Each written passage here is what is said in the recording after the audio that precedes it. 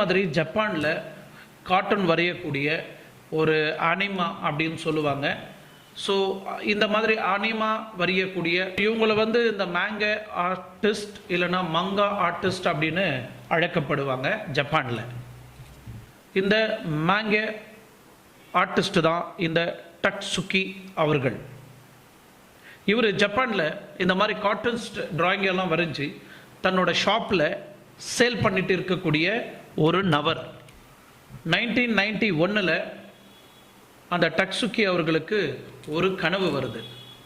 அந்த கனவு வந்த பிறகு அந்த கனவு அவங்களால மறக்க முடியல. அந்த கனவுலேருந்து அவங்களால வெளியே வர முடியல. எல்லாருக்கும் வரக்கூடிய ஒரு நார்மல் ட்ரீம் தான் அவங்க கனவுலேயும் வந்திருக்கு. பட் அடுத்த நாளும் அந்த கனவு அப்படியே மனசில் பதிஞ்சிடுது. அடுத்த நாள் இவங்க என்ன பண்ணுறாங்கன்னா, அந்த கனவுல வந்த அந்த ஒவ்வொரு விஷயங்களும் ஒவ்வொரு நுணுக்கங்களும் அப்படியே அவங்க மேங்கா ஆர்டிஸ்டில்